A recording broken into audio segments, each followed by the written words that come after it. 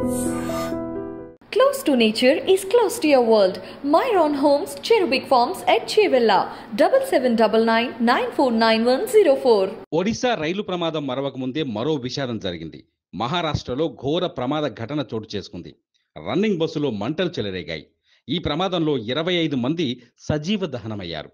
మరో 8 మంది తీవ్రంగా గాయపడ్డారు. అర్ధరాత్రి కావడం, ప్రయాణంలో ప్రయాణికులు నిద్రపోవడంతో ఈ భారీ ప్రాణ నష్టం జరిగిందని అధికారులు చెబుతున్నారు. మంటల్లో ఆహుతైన బస్సు నాగ్పూర్ నుంచి పూణే వెళ్తోంది.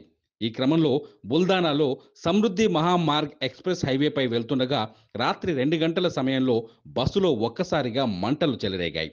ఆ వెంటనే టైర్ పేలిపోవడంతో బస్సు అదుపు తప్పి కింద పడిపోయింది.